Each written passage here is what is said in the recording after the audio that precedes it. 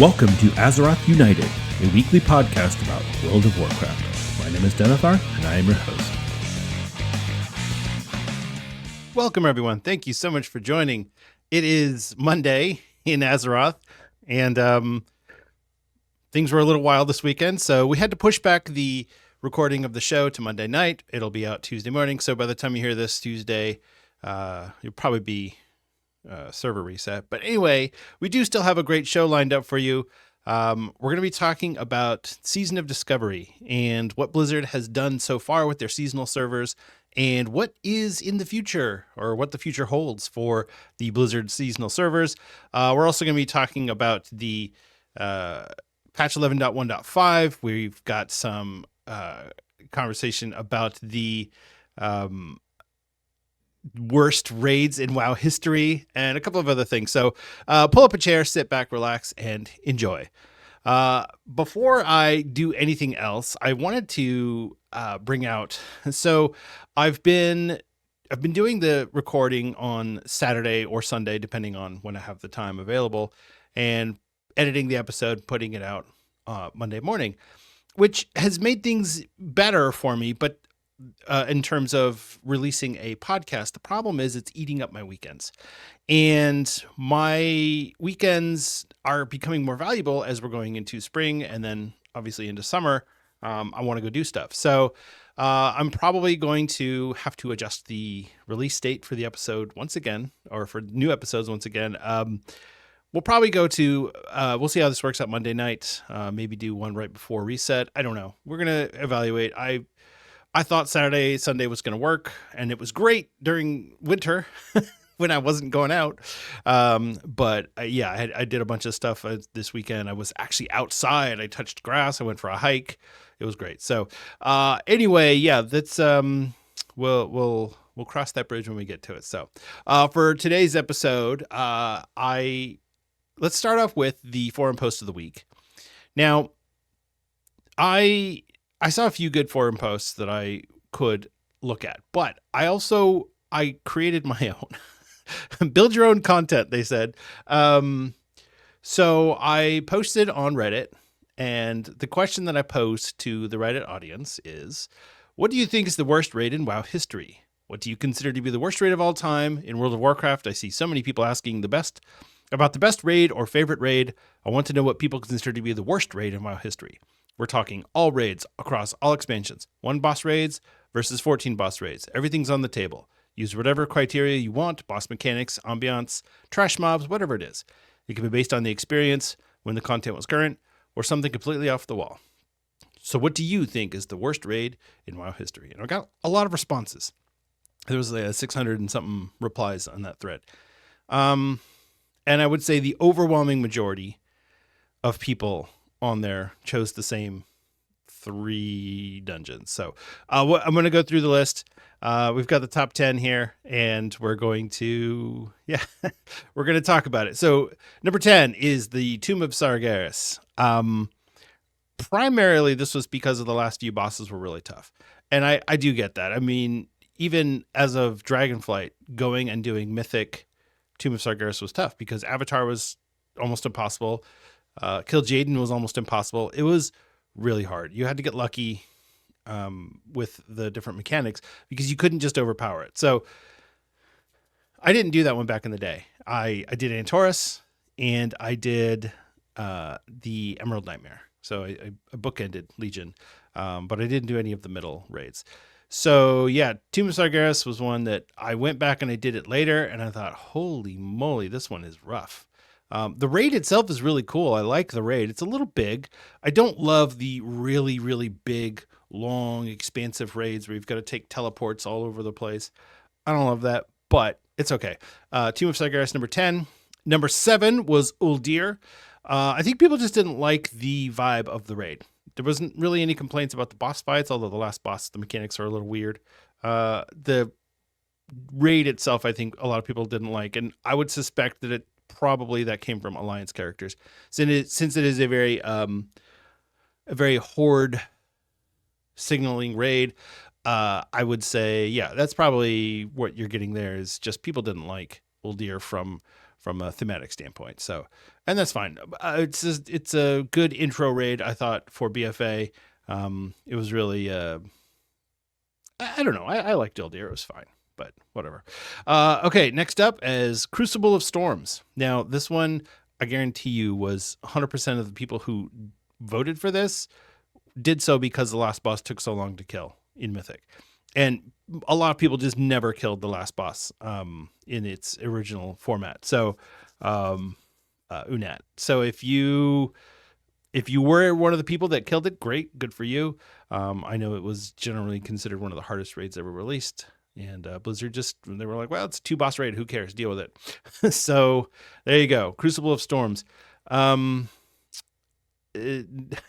7 was Molten Core, Molten Boar, as I like to call it. And here's the thing. Molten Core has a lot of nostalgia because it was the first raid that a lot of people did in World of Warcraft. But objectively, it's terrible. It's just bad. The boss fights are bad. Thematically, it's bad. The mechanics are annoying. It's just the trash. Oh, so much trash. So much trash. Yeah, no thanks on Molten Core. If there's no nostalgia tied to it, get rid of it. And then next up is Sepulchre of the First Ones. Yeah, this one is a little tough. I like Sepulchre, but I know that a lot of people didn't really love. First of all, they didn't love the pause in between the two. The two segments of the raid, and a lot of people questioned whether or not Anduin was actually the real last boss, which I did too. I felt like Anduin should have been the last boss of the 3rd raid, and then the Jailer the last boss of the 4th raid. But since they decided to trim it down to 3 raids, they had to combine everything together. So it did feel like it was kind of slapped together last minute. So whatever, it's fine. It's not a big deal. Yeah, it's fine. Sepulchre, the First Ones, and then the Jailer fight was just dumb. It wasn't like, oh, it's too easy or it's too hard. It was just dumb. It wasn't enjoyable. I feel like the last boss should at least be entertaining. Queen Ansarek is a really good example. It was a hard fight, but it was entertaining. Razagath, same thing, entertaining. All right. Next up is Temple of Ahn'Qiraj. So this is Ahn'Qiraj 40, and I'm sure you can understand why this raid was huge. It was annoying to deal with all the trash. It was, especially like you've got the Cthulhu trash at the end. You've got all of the bugs. You had to get a mount drop when you first went in there. So if you didn't have the mount already, you were just walking. You were hoofing it. Yeah, that one was rough. Ahn'Qiraj was kind of rough. And I know that in terms of the original vanilla experience, that one's definitely the least well regarded or least well remembered anyway. And it didn't drop anything interesting. It dropped these weird, like half set things, and nobody quite knew what to make of it. So yeah, Ahn'Qiraj, number 5. Number 4 is Sanctum of Domination. And I feel like most of this is going to come down to the Sylvanas fight. People did not like that fight. I feel like Sanctum was a pretty good raid. I actually really enjoyed doing that one. I bugged it quite a few times. I understand if people don't like it. It's fine. I get it. But the Painsmith fight was great. I liked I forget the guy's name, the Garrosh fight. And that might be part of the problem, is that all of these bosses, Painsmith, Jones, Walker, Stabber guy. It's like, okay, whatever. It's just these ridiculous characters that we had no interest in at all. It was just whatever. But yeah, Sanctum of Domination, number 4. All right, the top 3 were definitely got the most votes. There's no question. There's no close. Like the 10 through 4, you could kind of make a case like, oh well, you can move this one around here, whatever, just depending on who voted at the time. But these are the 3 worst raids according to Reddit. Number 3, Dragon Soul. Now, I said this a couple weeks ago that Dragon Soul was the worst raid. It was not, according to Reddit. It got number 3. Yeah, Dragon Soul was rough. People hate the spine fight. People hate the raid itself. The fact that it just reused existing assets to go to Wyrmrest Temple and to the Eye of Eternity and all this stuff. It was not interesting at all. Both of the Deathwing fights were bad. Spine was impossible.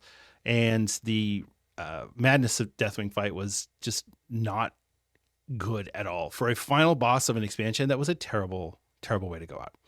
Number 2, Trial of the Crusader. People hated the no trash. They really did. They felt like it was not a good raid. The boss fights I felt like weren't bad, although the faction champions was kind of annoying. But overall, the boss fights were good. It was just, you're just standing there and here comes another boss. All right. There was no, you're not going through a journey, digging through a dungeon or anything like that. It was just, I don't know, here's another boss. And number 1, by far, Battle for Mount Hyjal. The way that the trash comes in, so many waves of trash. The boss fights themselves were kind of mid. Just overall, this is a bad raid. Even the final boss, the Archimon fight, was kind of uninteresting. Yeah, I would say I would agree. I would agree with pretty much every raid on this list. They're all bad in their own ways. Now, there were a few quotes that I wanted to point out here that I thought were pretty hilarious from the Reddit post. This person said, "Battle for Mount Hyjal because you ended up just sitting around waiting for the next wave. Painfully boring way to handle trash." That's fair. WoW is unfortunately full of examples of times when the developer said, "What if we had this part like RTS Warcraft? People would have loved the nostalgic throwback to those mechanics."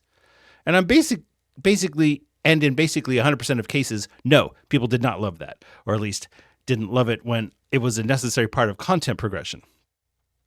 Another one says, "Everyone remembers Molten Core pretty fondly because it was the first raid of its kind, but looking back, that raid was objectively shit." Yeah. Tell us what you really think, buddy.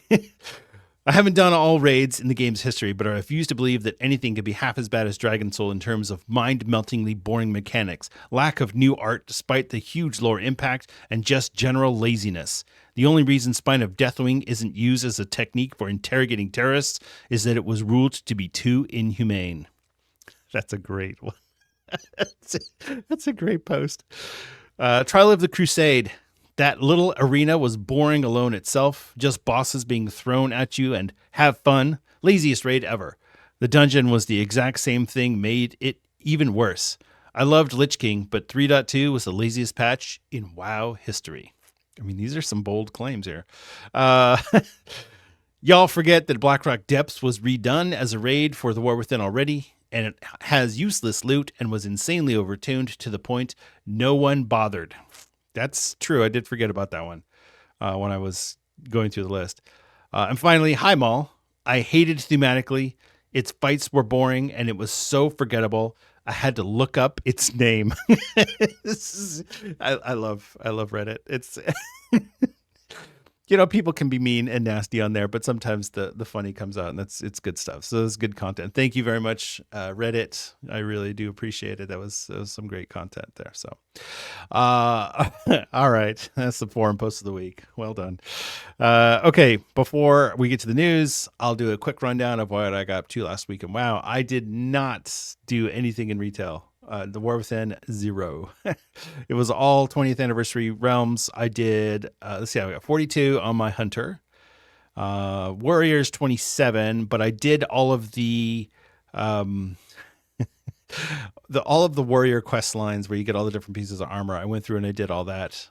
Was that last week or was that the week before? I can't remember. I'm losing track of time because I'm busy playing Classic. So anyway, I might have done that last week. But regardless, yeah, pretty much almost entirely the Hunter. Got my mounts. Okay. There are certain things in Classic that you learn over time that really can benefit you. If you get an Edgemasters drop, say for example, you're set. You are good. You'll get your epic mount. You'll get flasks for raid, everything you want. Whatever. All you have to do is sell that. So I was in Duskwood, probably level 25 or so, somewhere around there. Yeah, about 25 or so. And I was killing the mobs around the Sven's farm. If you know Duskwood at all, you know where that is. So there's two different types of like Defias mobs there. Well, the casters drop Pattern for the Robes of Arcana. The Robes of Arcana is used for a Warlock quest to make robe, I forget the name of the Warlock robe that you get. I don't play Warlock. And so I held on to it for a little while because I was like, well, if I ever want this, I'll at least have it. Well, I checked the other day and the robes themselves were going for about 2 gold each. And I was like, well, you know what? If I really want one and I make a Warlock and I really want this, I'll just buy one. So I was like, how much does this thing sell for? And according to Auctionator, it said it sold for 150 gold. And I thought, there's no way somebody's paying 150 gold for this recipe. So I put it out for 100, thinking, all right, I'll start working down and maybe I'll get it out there for 50. Nope. I sold it for 100. I probably could have sold it for 150. But either way, that was my level 40 mount for my hunter. And I was able to do all my training. I mean, getting gold in Classic, it's like, oh, this is nice. And I'm not going to I'm not going to buy gold in Classic. There's no way. It's absurd to me to buy gold for a game like this. The whole point of playing the game is to level up and earn your money and get your gold, and to just buy gold because you just want to win. Now, granted, I did use my hunter to run my warrior through all of the warrior armor quests, so I'll give you that. But still, I do feel like actually playing the game, and even if I'm dual boxing, I'm still playing the game. I'm just playing one character instead of the other. I'm not paying someone to do that for me. So I don't know. Anyway, Classic. I also joined a guild on the server. So anytime somebody invites me to a guild, I'll say, yeah. It's like, sure, I'll join the guild. Whichever character I happen to be on, I'll join the guild. And I'll take an opportunity to go, is this a cool group of people? Is this a nice guild? Is it, whatever. And most of the time it's not. It's a bunch of idiots. And so I leave after a level or two. But I got into a guild, and basically what they do is they have one guild, and I can't even think of the name of the guild now. It's like aspiring, adepts, something, so whatever. It's basically a feeder guild for a bigger guild. So the big guild is the raiding guild for level 50 to 60 content. And then they have several feeder guilds all over that they use to feed people in. So when you get to level 50, you can apply to the main guild and brings you in. So I thought, well, I'll stick with this for a while and see how it is. Nicest people. Everybody's so friendly, chatty, and because it's all leveling people. It's everybody in the guild is leveling. And so, yeah, it was great. I was having a good time just hanging out with people. I was doing the quest in Stranglethorn Vale to kill the Bloodsail Buccaneers, and somebody came over and helped me, and I looked, and it was from the same guild. And so we went and we did all the quests together. It was nice. It's nice being in a group that's social and friendly and everybody's chill and having a good time. I love that.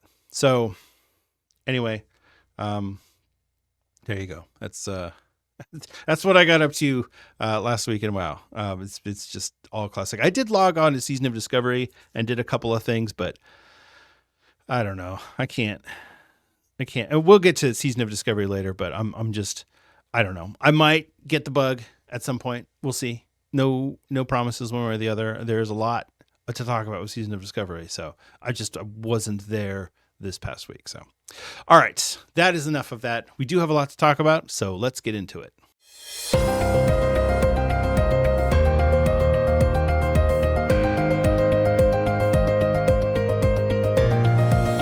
It's time for the news. In Blizzard news, so of course the big news for the week was the announcement of the release date for patch 11.1.5. This is the patch Nightfall. It is, it's got a lot of content, but there's some controversy around it. So patch 11.1.5 will release with the following components available at some point during the patch. Nightfall, which is the Arathi world event thing that we're going to be doing. We've got a new faction with them and whatnot that we talked about that a little bit. And I'm going to be doing a whole patch episode next week in preparation for the launch, so you can listen to that to get the skinny on what you should do for all the different components. All right, so we've got Nightfall, the new world event.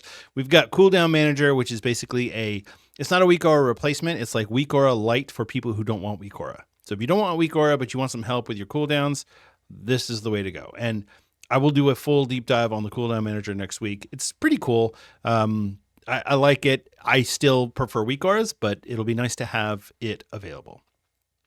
The Winds of Mysterious Fortune is a new leveling and reputation buff that's going to be going out. So it's like a 20% experience buff and then a 100% reputation buff for Dragonflight and the War Within faction. So 20% experience, 200% for Dragonflight factions, 100% for the War Within factions.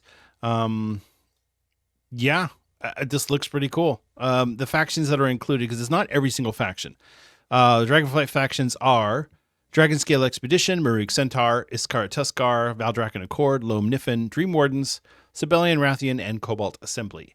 And the War Within factions are the Council of Dornogal, Halafal Arathi, Assembly of the Deeps, the General, the Vizier, and the Weaver. So if you haven't finished all of your factions for the War Within, this is definitely the time to do it. It's going to run from April 22nd through May 20th. So check that out. And if you have an alt that you want to get leveled up, that's a 20% XP buff. Not huge, but it's a little bit of a nice buff. And you'll be able to get XP potions. So that's the real benefit for it, is that if you're playing an alt, you will have a chance to get an XP potion. We're not exactly sure how that's going to work, but that will be available from you during the event. So April 22nd through May 20th. Right. Okay. Now we're going to get into 2 more pieces of content that are not going to be available at launch, but they are included with the patch. So first we have the Horrific Visions Revisited. This will become available on May 20th. For whatever reason, Blizzard is staggering the release of the content for this patch. I don't know why. They're doing it. It's the thing. So if you remember Horrific Visions from BFA, it's the same thing, except they've made some changes to account for the fact that you don't have the amulet of Azeroth or whatever it was called, Heart of Azeroth necklace, and the Azerite gear. So and the cloak, honestly. So we're going to be doing Horrific Visions starting on May 20th. Now I don't know how long this is going to go, or if this is just a thing now and you can just go back and do it whenever. I don't know. Blizzard is not clear on that. And then finally on June 3rd, we're going to get Dastardly Duos. This is a 6-week event where we're going to be able to fight animatronic versions of WoW raid bosses. It looks interesting. I don't know. We'll have to see how it goes. But yeah, the fact that Blizzard is spreading the launch of all of these features out across the patch release. And here's the thing, April 22nd, if you go 8 weeks ahead, which is generally where we've been falling with these patches, 8 weeks ahead is going to be in the middle of June, which means that the Dastardly Duos is going to go beyond the 8 weeks. I think it actually goes out to 12 weeks. The July 15th is 12 weeks after the launch of the patch, which I don't think that they're planning this content or this patch to go 12 weeks. I think what's going to happen is that we're going to get patch 11.1.7 and it's going to happen during this Dastardly Duos event. Again, I don't know why. This is just what they decided to do. It might have something to do with wanting to spread content out to make sure there's always something to do. And if that's the case, look, let's be honest. WoW players will consume content so fast that Blizzard can't keep up. So if that's what we want to do, every 4 to 6 weeks, there's a new thing that you can do in game. Okay. That way people stay subbed. I guess that's fine. I don't need all the content to be available at once. But what I don't want to have happen is that we start getting to a point where we've got this weird rollout where you're like, this is the content I really want, but I have to wait 8 weeks for it to show up on the. I really hope that that's not what we end up doing. We'll see. I don't know. I'm not loving this whole idea. Some people have really liked the idea of having things spread out because they're not focused so hard on raid content. For me personally, since I'm not actually playing the War Within right now, it's not like I've given up on it. I'm just not actively playing it. I'm really looking forward to some of these things that I can jump back into the game, go do the new event, go do the Horrific Visions. I'm really looking forward to that. So it's going to spread it out. And so probably what will end up happening is I'll go back, I'll do a little bit, and then I'll go back to Classic. and then I'll go back to the War Within. I'll do a little bit of Horrific Visions, and then I'll go back to Classic. And then I'll go back and do a little bit of Dastardly Duos, and then I'll go back to Classic. So, yeah, like I said, I don't love it, but this is what it is. So we are going to make the best of it. Excellent. All right. Up next, the Black Lotus spawn rate has been increased on the 20th anniversary realm. So I mentioned this last week. People are complaining about the spawn rate of the Black Lotus. They can't get enough. The price of the markets of flasks or Black Lotus is insane. People are saying that I have to buy gold just to raid, which is ridiculous because Black Moon Layer is the highest raid content out. So you don't need anyway. So yeah, flasks are a problem right now in the 20th anniversary servers. And I'll tell you, until Blizzard can get the bots under control in Classic, this is going to continue to be a problem because the alternative is to do what they did in retail, which is the WoW token. And I don't want to do that. So if you can fix the bots, then you're going to fix the gold buyers because they're going to find a way to make their money. They're going to make their money. As long as there's an economy in Classic WoW, those people will find a way to corner the market on something and make it a resource. It used to be GDKPs. Now it's this Black Lotus thing. So it says, with today's maintenance, Blizzard has released a hotfix for the 20th anniversary realms, which allows players to occasionally gather Black Lotus from Grom's Blood, Golden Sandsam, Dreamfoil, Mountain Silver Sage, Plague Bloom, or Icecap nodes with 300 herbalism skill. Additionally, Black Lotus nodes also have a chance to contain multiple Black Lotus herbs. Now, that's good. One of the other problems is that the other herbs themselves are scarce. People are having a hard time getting any herb. So, I don't know. We'll see. This is the problem with being on a mega server is that if there's not enough layers, then people are going to have a hard time getting farming materials. So, we shall see. All right. Here we go. Sign up for the Mists of Pandaria Classic Beta today. Blizzard has opened up signups for the Mists of Pandaria Classic Beta. You can go on to the website, worldofwarcraft.com, sign in with your Battle.net, and opt into the beta if that's something you are interested in. Now, Blizzard is announcing this because the beta is coming soon, which means Mists of Pandaria Classic is coming soon. So, like I said before, I have a spreadsheet. And on that spreadsheet, I have everything listed out. But it's all guesswork. I have no idea when anything is going to launch. I can just guess. I have long believed that June would be the pre-patch for Mists of Pandaria. And then we would get the actual launch in July. Maybe end of June, end of July, something like that. Blizzard did say that it was going to come before August 31st. So I think mid to late June and then mid to late July for the launch is what we can expect to see. So I would expect to see a beta show up here within the next week or so. Maybe even an announcement this week. We could see a beta for Mists of Pandaria open up. So you better believe I signed up for the beta on both of my Battle.net accounts, and I'm ready to get in there. I'm excited. I don't know why. I don't know why. I played Mists of Pandaria last time, and it was good, but it wasn't, like, amazing. But anything's better than Cataclysm. So I've got my Paladin is level 85, so he's ready to go. My Death Knight is 72. I've got to just get off my ass and get him leveled up and get him to 85. Yeah, it's rough. But and then I don't know who else I'm gonna get leveled up. It might be just those two for now, and then there you go. So yeah, but Mists of Pandaria Classic Beta is available, and we will be doing a full episode on Mists of Pandaria Classic where we will talk about everything. There's a lot to talk about with Mists of Pandaria that wasn't available in Remix, like the talent trees, the reforging, and things like that. So we'll go over all of that stuff when that time comes, because I'm very excited about Mists of Pandaria. It's weird. I feel like I'm becoming a lot more classic focused on this podcast, and I guess it just goes in waves. That's why I did not want this podcast to be something that was specific to classic or specific to retail, because I play both. And that's who I am, and that's what I do. And so it only makes sense for me to talk about both. I'm not going to spend a lot of time talking about things that I don't play, although I am doing a whole segment on Season of Discovery today, but that's another reason for that. So yeah, there you go. Mr. Pandaria Classic. So sign up for it. I will put a link to it in the show notes if you aren't sure how to get to it, but you go to the worldofwarcraft.com and there will be a link there somewhere for you to get to the Mr. Pandaria beta opt-in. Mr. Pandaria Classic beta opt-in is what you got to look for. So, all right. The Warcraft Logs Tooltip add-on has been updated to allow you to hide your character's visibility. Now, this thing is annoying. It's bad enough with Radar.io. So here's the deal.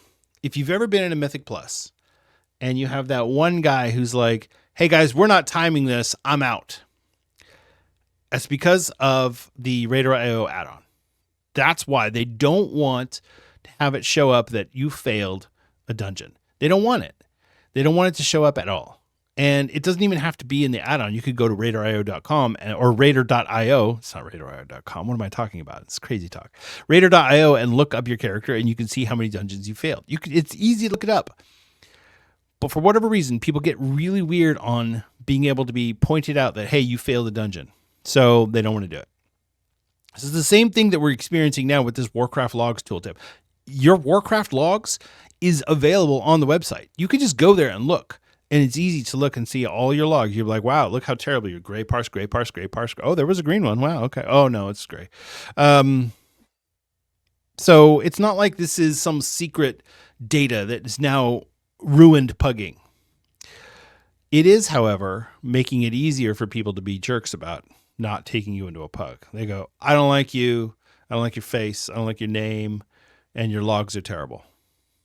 Okay, well, that sucks. Because a lot of people enjoy pugging in World of Warcraft. They do. And I know Blizzard is very keen on the just join a guild, just go with a group of friends. Bro, I don't have friends. I have to pug. Especially, now that I'm no longer raiding with my guild. It's like if I decided I wanted to go do a raid, I have to pug it now at this point, especially if it's like normal. I've got to pug that. So yeah, you've got to pug. And if people look at your logs and they go, wow, you're a terrible World of Warcraft player. Okay. But the thing is, people did that anyway. I remember on Classic when people would say, I need you to, or I need to be able to look at your logs before we'll take you into this raid, for whatever reason, because people are gatekeepy.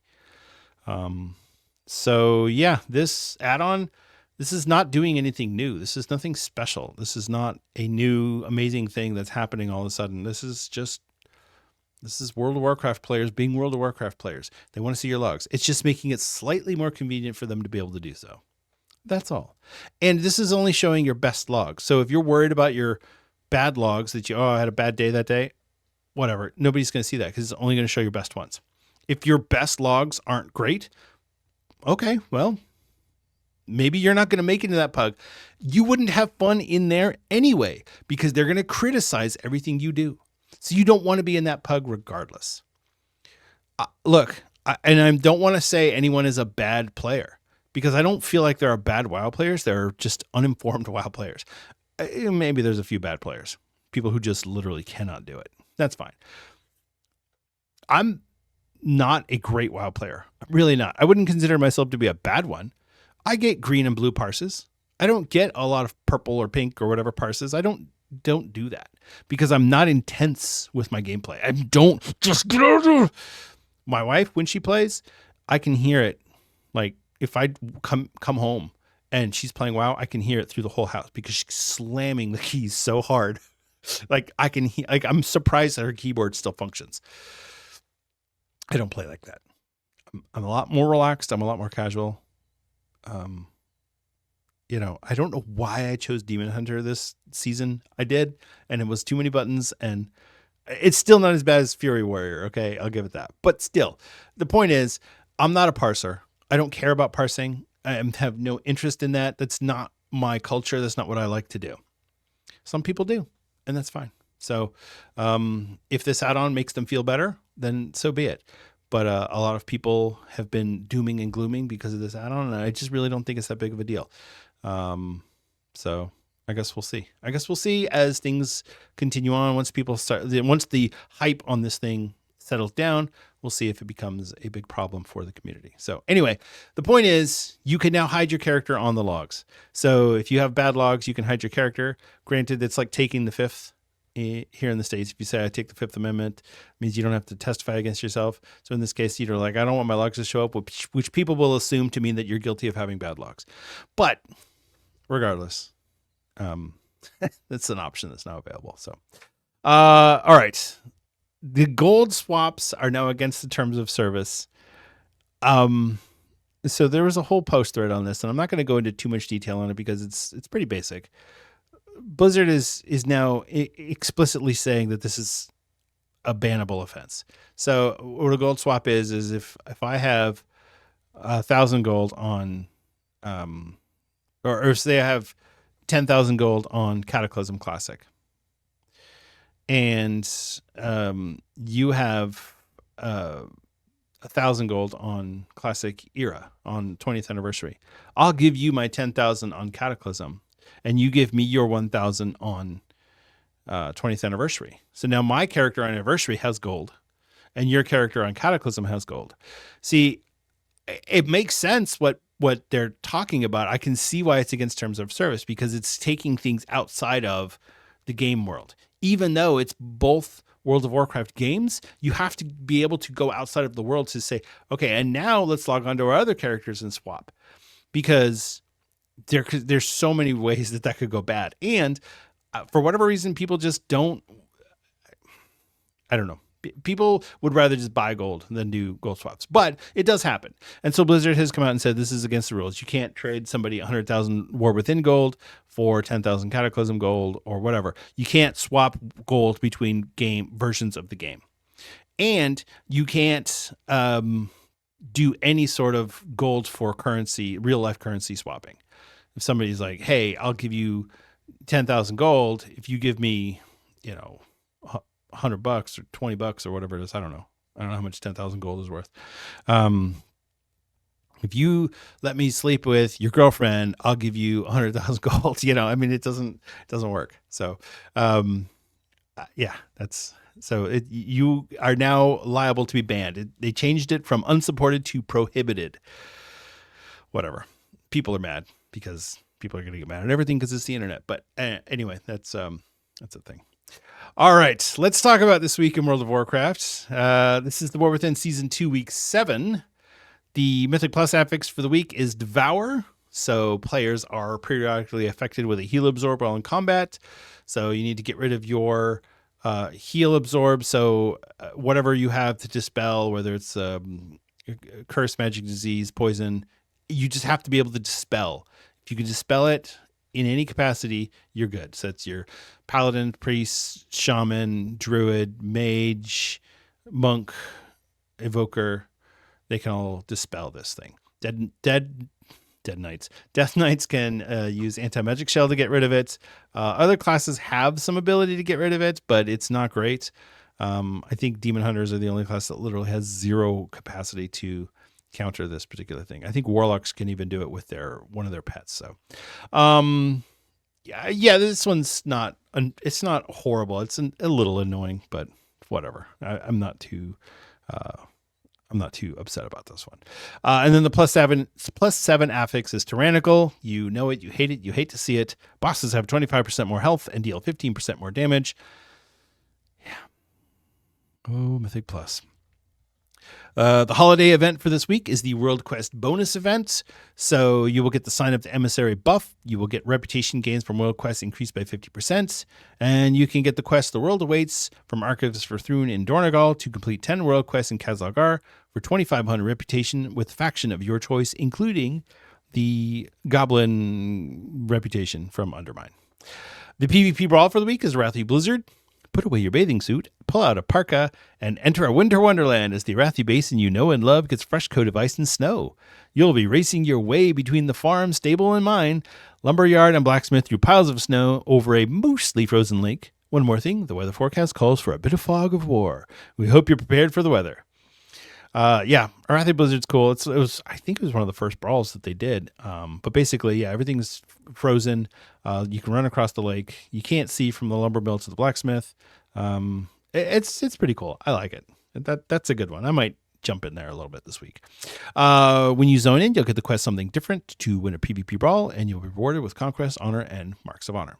So, PvP brawl, if that's something you're interested in.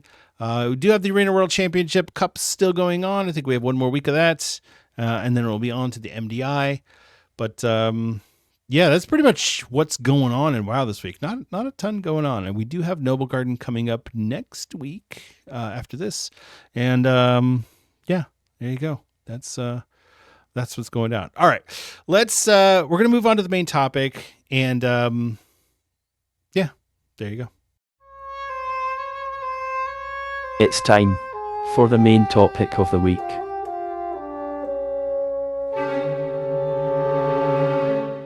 April 8th saw the launch of the Phase 8 patch for Season of Discovery. It's been quite a journey for players, and I wanted to talk about Season of Discovery and the seasonal servers in general, and talk about what Blizzard's plans might be for that going forward.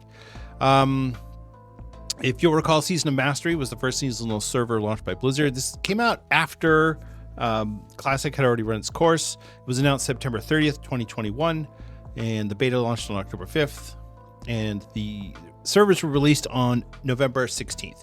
I believe they only launched a handful of servers, and they had to expand it out and then contract them back, because I remember we had to move from one server to another. So, Season of Mastery was... It was very similar to Classic. People just viewed it as a Classic Fresh with an expedited timeline. So you had accelerated leveling. Your meeting stones were turned into summoning stones, so you could use that feature of the meeting stones. There were more mining and herbalism nodes running around. There were a lot of raid changes. You couldn't use world buffs in raids, which made the bosses a lot tougher. There were some mechanics that were restored to raid bosses that had been removed early on in World of Warcraft. There was no boss debuff limit, so you could put as many dots and whatnot debuffs on the boss as possible, which means hunters could use Serpent Sting, warlocks could use curses, corruption, all that stuff. And so to compensate for that, they increased the health on bosses to make it a little bit tougher. And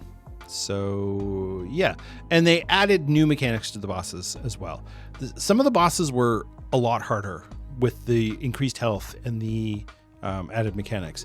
Lucifron, the very first boss of Molten Core, he shows up, he's got two ads with him, and they decurse everybody, and it makes it really difficult. So you got to go through and decurse, or they curse everyone and you got to decurse them. So they added two more ads, and they increased everybody's health, which made that fight actually a little challenging. The guild I was in was really struggling with Molten Core. We just could not get through it. It was really tough. There were some people who just couldn't wrap their brains around, this is hard now. No world buffs and increased boss health and mechanics made it challenging. Now, this is where I would support using a flask in Molten Core. But seriously, the boss fights were a little tough. I had a hard time with it. I was playing a Holy Paladin at the time. I did not love it. I enjoyed Season of Mastery overall, but the raid was definitely challenging. There were other things they got that were added in. It was like the tier .5 sets were available right from the beginning. The PvP stuff was all wacky. It was like a year timeline from beginning to Nax, so it went really quickly. Anyway, that was Season of Mastery. So it's basically Classic with some modifications. Well, Blizzard 2 years ago, announced Season of Discovery. This is the last BlizzCon 2023. It released on November 30th, 2023, and they threw a lot of monkey wrenches into the Classic formula. So, for example, everybody knows that in Classic, warriors have the highest DPS, as far as melee DPS, and then rogues. And then as far as caster DPS, you've got mages and then warlocks. Pretty much any other class is not super viable. You just bring them for utility. And Season of Discovery aimed to change all of that. They started off with doing leveling bands. So phase 1, the max level cap was 25. They changed the Black Fathom Deeps dungeon into a 10-player raid. so you could go and raid and get actual epic gear from the raid at level 25. They also introduced the Battle for Ashenvale PvP event, which was also really cool for getting PvP stuff. You could get a mount that you could ride around in Ashenvale level 25. It was really cool. People loved Phase 1. It was probably the most amazing time I've ever had in WoW Classic. People were loving it. Blizzard added the new rune system to Season of Discovery. So that was giving you new abilities that were its existing abilities in modern WoW, but they were not available in Classic, like Avenger's Shield for the Paladin or Penance for the Priest, Living Bomb for the Mage, things like that. They also added some new functionality to classes. So Warlocks, Rogues, and Shamans could all tank. Paladins got a taunt. Mages could heal. There was a lot of things that they added to really just change up the dynamic of Classic. And it worked. For the most part, it really worked, especially in that first phase. It was 3 months, 2.5 months of just amazing gameplay. It was fun. I really enjoyed it. And I talked about it on the podcast before. I was really digging Season of Discovery. Then Blizzard released Phase 2, which gave us level 40. Nomragon was the new raid, so they converted that into a raid. We got all new runes that were released. We got the Blood Moon PvP event, which was actually kind of cool. They had to tweak it a little bit initially, but once they got it right, it was really good. Things kept on with Phase 3. We got to level 50. Season of Discovery Sunken Temple was the new raid. We added Demonfall Canyon, which is a 5-player dungeon. And then we have the Nightmare Incursions PvP events. This phase was very controversial. People really didn't like what Blizzard did. And this is at the point when Blizzard started saying, hey, we're just trying stuff to see what works and what doesn't work. If stuff doesn't work, okay, let us know, give us feedback so that we know for the future. But we're just throwing stuff out there to see what's good. It's like throwing spaghetti at the wall and seeing what sticks. So yeah, people didn't like Phase 3. The level 50 cap was weird. Sunken Temple was way overtuned. The Nightmare Incursions were broken, so broken. In the beginning, you could earn thousands of gold from the incursions, which completely wrecked the economy. You have nobody at level 60 and you have people with thousands of gold. It was a nightmare. Then we got to Phase 4.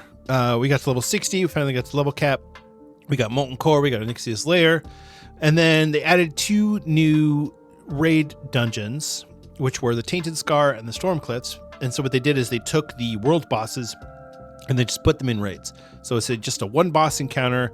You're basically going to an instanced version of where the boss is currently. And that's for Lord Kazak and Azure Ghost. So, and then the Blackrock Eruptions PvE event, which again, people didn't really love it. It became a PvP event on PvP servers. I don't know. This is kind of to me the low point of Season of Discovery. People just weren't really loving it. They were not having fun with it. You did get the heat levels in Molten Core, which would allow you to increase the difficulty. It didn't give you better loot, but what it did is it gave you more loot. So if you went from heat level 1 to heat level 3, you'd get an extra piece of loot and so on. So, and then they also adjusted the difficulty for the raids. Molten Core started off as a 20-player raid, but then you could take 40 players into it. And so what Blizzard eventually did was they said, okay, it's tuned for 20, but you can take 40, but you're only going to get loot for 20, which is like, all right, that's fine. So 20 players is kind of the baseline for all the raids in Season of Discovery going forward. All right, then or in September of last year, we got Blackwing Lair, Zul'Grub, and then Crystal Vale, which is Prince Thunderin for people who have the Thunder Fury quest. Phase 6 was the Encourage phase. We got the Temple of Encourage, one of the worst raids of all time, Ruins of Encourage, and the Nightmare Grove, which is the 4 green dragons. So what you would do is you would just go to one of the grove portals in like Duskwood or Ashenvale or something. And when you zone in, it'll be whichever dragon is for that portal. And then there will be a portal there that you can go. So you could go kill all 4 dragons. in there, which is pretty cool. It gets you your nature resist gear and all that. Phase 7, Naxxramas and Karazhan Crypts. So Karazhan Crypts was the new dungeon they added in, and they teased this one at BlizzCon, but it was basically it's on a daily cooldown. It has a darkness mechanic. So basically you had to get a torch, and in order to be able to see what's attacking you, you had to use the torch to. It's cool. I haven't done it because I haven't get to level 60 on Season of Discovery, but yeah, it's pretty cool. And then the last phase, which is the one that came out last week, which is the new phase 8, so the Scarlet Enclave raid. You got the new Avalon questing area, which is basically the area from the Death Knight starting area, but you can go there, and there's profession items that you can get, and there's quests that you can do. You just have to have a disguise on to be able to blend in with the Scarlet crew in the new area. So this is all of the content that was released, and all along they kept adding new rune slots. The whole rune system kept growing and getting bigger, and yeah, it was cool to have all of these new abilities. The problem that I ran into with Season of Discovery is that it was actually too much for Classic. It strayed away from the original intent of Classic, and while Season of Discovery is fun, I feel like it's probably one of the least popular versions of Classic right now. The only thing that's less popular than it is the Era servers that are just stuck at Naxxramas. But Blizzard tried something new. They added in new content. They added in new features. They gave the game something interesting. And I feel like this was a good way to, change up the stagnation of vanilla World of Warcraft, because people are like, oh, I want fresh vanilla. It's the same thing every time. Level up a warrior, get your Edge Masters, get your Whirlwind Axe at level 4 or level 30, then get your Edge Masters for level 50, blah, blah, blah. It's the same thing always. I'm tired of it. I mean, I'm having fun. Don't get me wrong. I'm having fun. But I don't want to sit at level 60 and sit around Ironforge waiting to do another BRD 2 boss run or 3 boss run. No, I don't want to do that. I would like it to be changed up a little bit. What I think Blizzard does that I consider to be a mistake is instead of adding content, they modify content. So we didn't get a new raid. We got Blackfathom Deeps changed from a dungeon into a raid. And then we got Gnomeregan changed from a dungeon into a raid. I don't like that. I just want to have a new raid. Even if it's Gnomeregan, add in a new raid, make a new section of Gnomeregan that we hadn't discovered before. Oh my gosh, there's a new door there that we can just go through, and there's 5 more bosses in there. Whatever. Give us something new. Don't just modify what we already have. And I know that Blizzard has stated that this is not actually Classic Plus. They are actually working on Classic Plus, and this is not it. But this gave them the ability to try things and see what worked and what didn't work. Which PvP event worked and which one didn't. Which PvE event worked and which one didn't. Which raids were good and which ones were bad. How to tune the raids. All of these things that I know that you can look at this and go, well, come on, it's easy to just look at this and go, yeah, duh. But it's, as a developer, sometimes you get blinders on and you can't see what's going on the side of you. You can only see what's right in front of you. And so you go, we're tuning Sunken Temple so that it lasts more than a couple days. And then you forget that 80% of your raiders are the beer and pretzel crowd who can't do that. They can't raid that hard. So you've got to tune things down. And you've got to remember who your target audience is. You know, that's something that I learned when I started doing a podcast is I have to remember who my target audience is. I can't do content that's the same as Dratnos and Max and Dorky are doing on the Pod EC. I can't do that. That's not my audience. That's not the people who listen to Azeroth United. There are some people who do that high-end content who might listen to this show, and that's great. And I'm happy to have you listening to the show, but I can't make the show targeted towards something that I don't even understand, that I don't do, that nobody that I know does, that it's not even in my wheelhouse. It would be ridiculous for me to try and make a show about that. Now, I could go onto a show and talk about my experiences to a high-level player but that's a different thing. And so for Blizzard, they need to understand who their audience is. For Classic, your audience is, I was going to say dads. It's not just dads, it's dads and parents. People who are a little older, maybe they played vanilla, maybe that's not. A lot of people start with Classic. They've a brand new player and I just started playing this week. Great, welcome aboard. But the audience for Classic is the casual, I have 2 hours a night to raid, or 2 hours a week to raid. I don't want to spend all night on this. I'm not a streamer. Yeah, you've got your OnlyFangs and you got your streamer guilds and all this stuff. That's a small percentage of the people who play Classic WoW. Most of the people who play Classic WoW are people like me who are like, I'm here to have a good time. I'm here to chill. I want to shoot the shit with my guildies. I'm going to drink a couple beers. By the end of the raid, I won't even know what I'm doing because I had 4 beers and I'm feeling a little tipsy. Whatever, that's fine. That's what Classic WoW is for.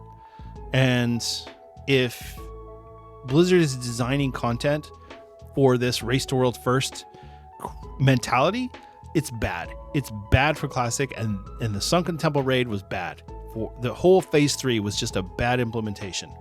There was mistakes and misjudgments, and I feel like Blizzard needs to learn from that. So if they're going to actually take their time and really learn from what they've done and what's good and what they can change, that's what you can take from it. Take that experience and say, let's add some new content, not replace existing content with something else. Don't modify, add. You can modify some things, but for the most part, people know and love Classic WoW for a reason. Give us something new to do, and that will be good. The other thing that they need to do is they need to clean up the rune system. The rune system is rough. Let's just say that. It's rough. It didn't implement very well. It was very clear with some of the runes. It's like, okay, here's what they're trying to do. And so they had to continuously change these runes, modify them over time to get them to a point where they were usable. It's rough. You had runes that didn't really make sense without the correct talents, but we were stuck at a leveling band that didn't allow us to get the talents. Clean up the rune system. That would really help Classic Plus going forward. Assuming that Blizzard actually bases Classic Plus off of Season of Discovery, which I'm assuming they will. There were a lot of good things about Season of Discovery. I loved the idea of Demonfall Canyon. Now, again, I haven't done any of this stuff because I wasn't high enough level, but I've been following Season of Discovery very carefully because to me, this is, like I said, I did Season of Mastery and it was fun. The reason that I stopped playing Season of Discovery is that I didn't like the way they did the leveling bands. 25 was cool. 40 was rough. 40 to 50, that's like the worst spot. Like nobody likes to level from 40 to 50. And so when you make an entire phase about that leveling experience, it's miserable. I just, no. It's why my paladin is stuck at 47. He's just sitting there. Yeah, don't give us so many leveling bands. Give us one. That's fine. Have it go 25 or 30. 30 would probably be better. That way people get their level 30 talents. Go to level 30 and then go to level 60. That's good. We're good there. Give us a new raid at level 30. Something brand new. Something that no one has done. No one has seen. It can be part of the world that exists currently, but put a raid there and throw some bosses in. There's an area of Ashenvale where there's a bunch of demons where you have a quest to go do. Make a raid there. There's areas all over Ashara where you could throw a raid. There's areas all over, that's not really level 30 zone, but you get what I'm saying. You could just pick a spot and throw a raid there and it could work. Thousand Needles, Stone Talon. Stone Talon would be a great place to put a raid. Have a Charred Veil raid. Boom, there you go. Blizzard, you're welcome. Who doesn't want to kill harpies for 2 hours, right? Come on. Give us a new raid, new content. Give us a simplified rune system. Now, here's the thing. The rune system was good. I liked the idea behind it, but there was too many runes. There were too many components to the system. It was too complex. I don't want them to add talents or abilities to the standard. I get it. You don't want to do that. I think what Blizzard could do is give us Mists of Pandaria style talent trees. Instead of the whole rune system, just give us every 10 levels or every 15 levels if you want to be, stingy with them. No, every 10 levels, you get a rune. And you choose, or you get a talent point. And you choose from 3 different talents. And there you go. That's it. Solved. It doesn't have to be a big deal. It can be really basic. If you look at the Mists of Pandaria style trees, there are very clear, like this is a paladin as an example. This is the holy talent, this is the retribution talent, and this is the protection talent. Now you could pick whichever one you want, but it's clear this one was designed for this, and that one was designed for that, and this one was... Same thing in Season of Discovery. The runes were very clearly designed for specific playstyles and specializations. So just do that. Just give us those Mists of Pandaria style talent trees. We're good. We don't need to go and collect runes. That was fun for a little bit. And it quickly got old. So just give us the ability to choose some talents when we get a level. It gives us something new to look forward to. And maybe it's not at level 10. Maybe at level 5. You get one at level 5, level 15, level 25, level 35, 45, 55. Maybe we do that. I don't know. Something. Just give us something to do. Anyway, I think Season of Discovery was a great idea. I think Blizzard did a lot with it. I think they really cooked. Some of it didn't work. And that happens. It's like when George Lucas did the prequels. Some of it didn't work. And to this day, I will say some of the things in the prequels just didn't work. But some of them were awesome. Some of the concepts, some of the things that Lucas did in those prequels were great. Anyway, this is not a Star Wars podcast, but you get what I'm saying. It's like, not everything's going to work. This is not like the sequel trilogy, right? Where it was like pretty much nothing worked in the sequel trilogy. Anyway, so I really think that Blizzard needs to take what they did with Season of Discovery, turn it around, and turn it into Classic Plus. I think that's what they're doing. I really do. I think that's what's going to happen. I don't know if we're going to get a true Classic Plus experience or if it's going to be Season of Discovery on crack. I don't know. I would take a Season of Discovery clean up the level bands, clean up the rune system, and add new raids. Don't convert existing dungeons into raids. I liked what they did by adding the world bosses into their own instances. I like the idea of Demonfall Canyon, Karzon Griffs, and now they've added the Scarlet Enclave, which is a brand new raid, which we haven't even talked about really. There's a whole bunch of content in the Scarlet Enclave that Lillian Voss is in there. Non-undead Lillian Voss is in the Scarlet Enclave raid. There's a boss where you can customize the mechanics. I mean, there's so much in there. I'm not going to get into all of it. I wanted to talk about the seasonal servers because I feel like this is how Classic is going to survive going forward.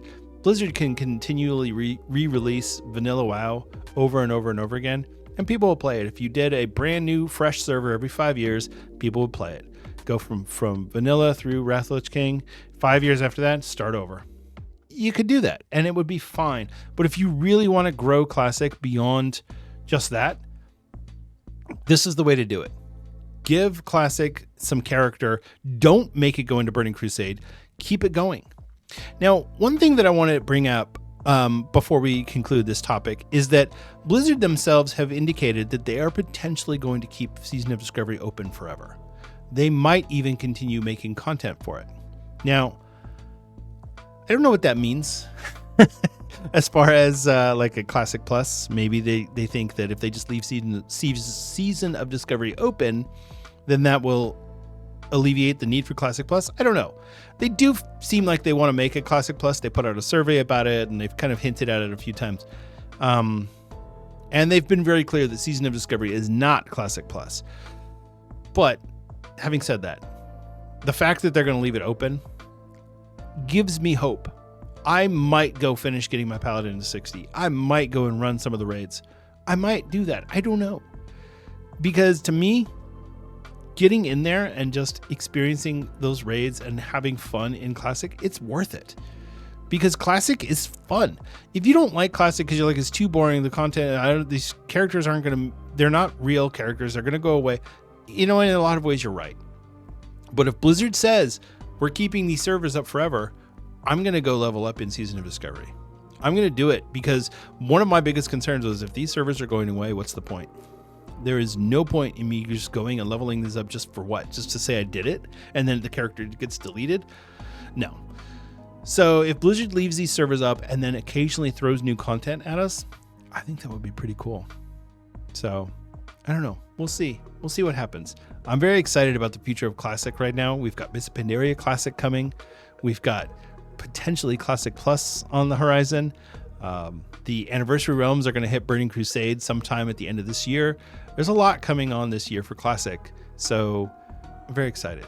So anyway, all right, that's our show for this week. Thank you so much for listening and for watching. I really do appreciate it. It is always a pleasure and a privilege for me to get on this microphone and speak to you. If you have any questions or comments about the podcast, or if you have a particular topic that you would like to hear discussed, please email us at azerothunitedpod@gmail.com. If you want to get a hold of me directly, you can reach me on Twitter. I'm at Denethar, or Blue Sky. I'm at Denethar there as well. You can also occasionally catch me streaming on Twitch or YouTube. I am at Denethar01 on both of those platforms. If you enjoy the show, please do consider leaving us a 5-star rating and review on Apple Podcasts or a comment on Spotify. That really helps out our distribution, so if you are inclined to do so, we would be very, very grateful. If you're watching us on YouTube, you can help us out by giving us a like and a subscribe. I'd also like to take a moment to thank our patrons who give their IRL money to help out the production of the show. We have different membership tiers, from a free membership to our top tier, which is the friend of the show patrons. I do want to take just a quick moment to mention our friend of the show patrons. They are Judge Omni, Stuglife, Thelial, and Greybeard. Thank you so very much for your support. I really do appreciate it. You definitely help make Azeroth United possible. And that's it. That's the spiel. So thank you again for listening. Remember to be good to each other out there. That's a real person on the other side of that keyboard. And just because they like Classic or Season of Discovery or they're a Season of Mastery fanboy or whatever, it's okay. You can just be nice and remember to smile and have fun. So, all right. Take care. I love you all. And I'll see you in Azeroth.